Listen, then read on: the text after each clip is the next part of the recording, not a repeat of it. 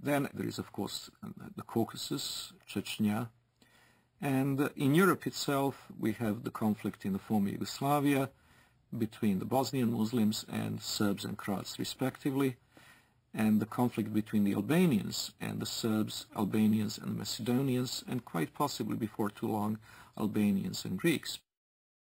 So if we eliminate these conflicts, if we eliminate from the equation Chechnya, the Balkans, Sudan, the world is a pretty peaceful place.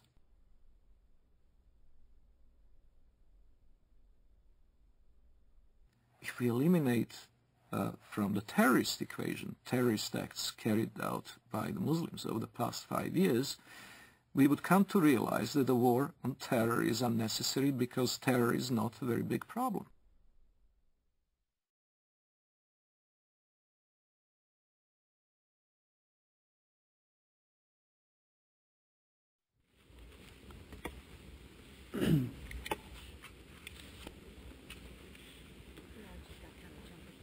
Madam President, Senator from Nevada. I've been on the floor before speaking about Islam and what a great religion it is. I've said before, and I repeat, that my wife's primary physicians are two members of the Islamic faith, her internist and the person that has performed surgery on her. I know them well, been in their homes, socialized with them, talked about very serious things with them. We've helped each other with family problems. I've been to the new mosque with them in Las Vegas. They're wonderful people with great families. And I've come to realize that Islam is a good religion. It's a good way of life. People have a good health code, as their religion dictates, and they have great spiritual values, as their religion dictates. And it's too bad that there are some people, misdirected people around the world, trying to take away from this very fine religion.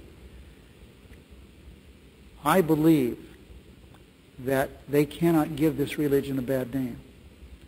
I think that the power of this religion and the power of the people in this religion will overcome these evil people who are using this fine religion to do bad things to innocent people. Islam is a religion and a political system that dictates that one must carry out warfare against unbelievers until they either convert or submit. And this is the justification that the terrorists around the world are using for what they're doing. And that justification is based on core elements of Islamic tradition. That being the case, it's very difficult for moderate Muslims, peaceful Muslims, to stand up within the Islamic community and to say this is not part of Islam. They only do so out of conscious deception, intending to mislead Westerners in accord with the Islamic doctrine of taqiyya or religious deception, or they do so on the basis of simply being unaware of what Islam actually teaches. The Prophet said, "War is deceit." Lying, generally speaking, is not allowed in Islam. But unlike other religions, there are certain situations where a Muslim can lie, and that would be acceptable, even encouraged. This concept called al-taqiyya. Al-taqiyya means prevention. So a Muslim is allowed to lie to prevent harm that may come to him or to Islam. When one is under pressure, one may lie in order to protect the religion. This is taught in the Quran, chapter 3, verse 28, chapter 16, verse 106. There are certain provisions for lying. So a Muslim can lie for the cause of Islam, can lie to keep peace in his family, so he can lie to his wife. A Muslim can lie to his fellow Muslim to keep peace in the society. Muhammad himself ordered people to lie. When people that he ordered to go and kill somebody, they told him, we cannot kill him unless we lie to that person. He said, okay, fine, lie. The apostle said, "Who will rid me of Ibn al-Ashraf?"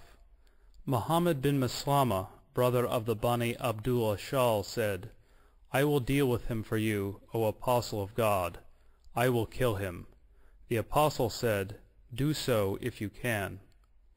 He said, "O apostle of God, we shall have to tell lies." The apostle answered, "Say what you like, for you are free in the matter."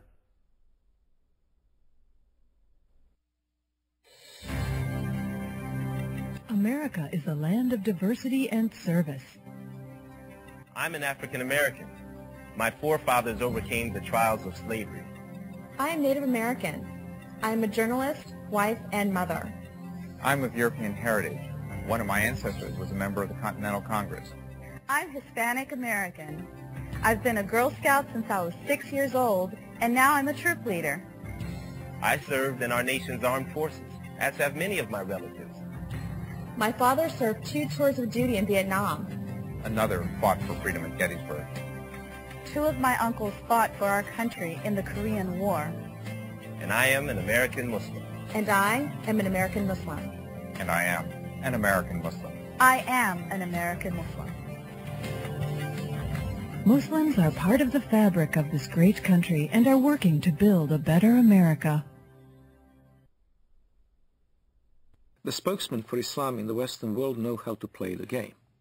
They know how to present their cause in the way that is not only regarded as acceptable by the societal mainstream, but also reasonable and even, one might say, just. They will appeal to democratic institutions and their human rights in the full knowledge that, given the power to do so, they would abolish those institutions and deny those rights to others.